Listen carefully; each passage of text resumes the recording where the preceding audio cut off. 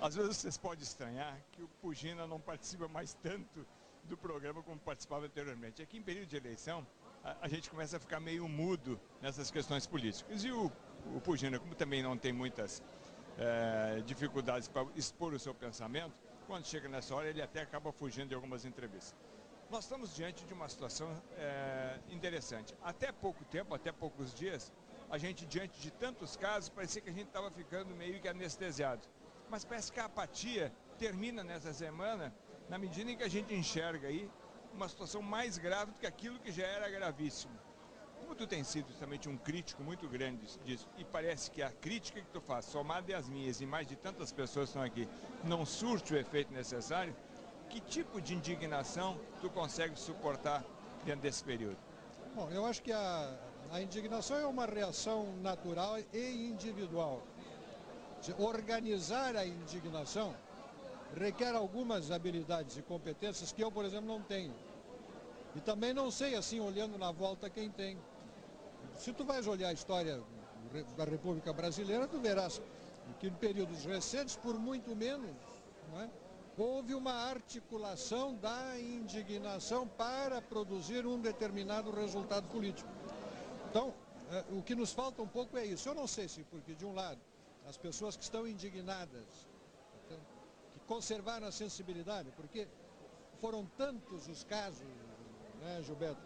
Bate, faz calo, né? Continua batendo, faz ferida, continua batendo, faz casca, continua batendo, a casca engrossa. Daqui a pouco bate e não sente mais nada, né? E eu acho que aconteceu isso, foram 2 anos, tu entende? De pancada. Houve um hardcore, tu entende? Uma casca grossa, né? Envolvendo a sensibilidade da maior parte da sociedade. Aqueles que continuaram sensíveis e capazes de perceber isso, não têm capacidade de articulação. Mas some-se o fato de que vivemos numa sociedade de massa, urbana, atrasada, né? Então a comunicação com esse tipo de eleitor requer uma perícia que eu não tenho e requer métodos de comunicação que eu, por exemplo, desconheço, mas sinto que precisa existir. O PT vinha sendo muito hábil nisso, mas hoje isso arrefeceu um pouco, né? Pois é, agora te pergunto o seguinte, tu vivesse um período muito forte entre o que a imprensa conseguiu fazer para tirar um presidente e o que a imprensa está fazendo para não tirar o atual presidente. Mas ela não deixa de revelar todas as falcatruas que aí está. Eu só não entendo por que agora se revela a falcatrua e naquela ocasião só se revelava o impeachment. Como é que tu entende justamente essa dicotomia?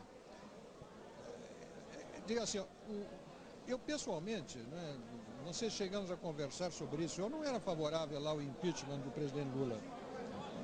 Por uma razão de estratégia, que a mim me parecia razoável.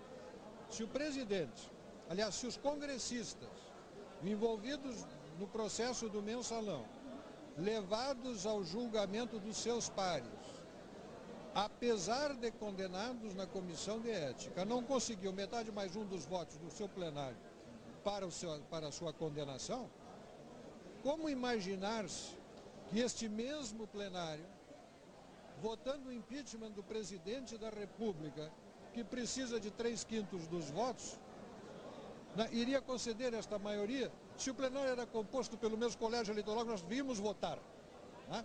Então me parecia que o que resultaria disso seria uma absolvição do presidente pelo plenário.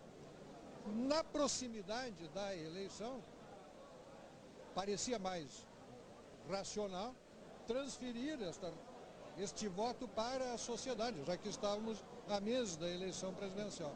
Então essa era a minha posição. Mas eu acho que a imprensa, mesmo com os compromissos que eventualmente haviam aqui ou ali, cumpriu um papel importantíssimo. Se a sociedade não entendeu, se a sociedade não deu bola, se a massa de eleitores desconheceu, o que podemos fazer? Bom, de qualquer forma, nós estamos aí diante de um ano de 2007, onde a gente vai discutir agora governabilidade. Provavelmente a gente não vai mudar muito o quadro do governante. Governabilidade é um negócio arriscado daqui para frente? Sempre foi na nossa história republicana, sempre foi, não é novidade. O presidente, para compor maioria parlamentar, até a eleição do Lula, ele tinha que articular uma base de partidos, né? Mas essa era uma base volátil. Um partido podia se desgarrar para lá ou para cá e o presidente passava a ter minoria e dificuldades para governar. O Lula conseguiu manter isto à custa de articulações pessoais, reiteradas, com personagens muitas vezes diferentes de uma votação para outra, mas liberando emendas parlamentares, cedendo um ministério para cá, um cargo para aquele lá, etc. E tal. E com isto ele conseguiu compor uma maioria parlamentar mais ou menos consistente ao longo do seu governo. Ou seja, tirando o comportamento moral, foi uma esperteza inteligente. Diga assim, uma articulação necessária para compor a maioria. O problema é que isto se fez à custa de recurso público, né? Aí é que está o erro. Burrice do sistema que exige isso. Porque o racional é que a maioria parlamentar, que se articula no parlamento, faça o presidente. E não o presidente, o governante, ter que fazer a maioria parlamentar. E tem que fazer no dia 1º de janeiro, no dia 2 de janeiro, no dia 3 de janeiro, no dia 4 de janeiro, e assim sucessivamente a cada votação importante. Então, o que há é uma maldição de um sistema político mal concebido. Não creio que o Lula terá dificuldade de manter o processo. Porque, na minha avaliação, nós teremos eleito hoje, nesse período que estamos vivendo aqui, um Congresso que será passado a sujo. Provavelmente, se formos olhar o perfil individual dos seus membros e os deixarmos operar, né, no espaço das suas possibilidades de negociação, nós veremos que ele será um Congresso pior do que o anterior e, portanto, mais fácil de ser cooptado para baixo do governo. A governabilidade, creio que se manterá com os mesmos instrumentos que foram usados até agora.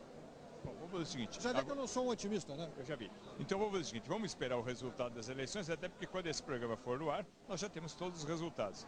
Na medida que nós tivermos resultado, a gente pode mais ou menos entender o currículo de cada um desses eleitos, a gente pode vislumbrar o que deve acontecer em 2007. Já está convocado. Só para ter uma ideia, quer dizer, um Congresso que, do tempo do Lula, ele contava 300 picaretas, eu conto hoje 301, naquele Congresso dele, então não é fácil compor maioria parlamentar, né? E os picaretas continuam lá. Nós voltamos a conversar depois das eleições. Um abraço.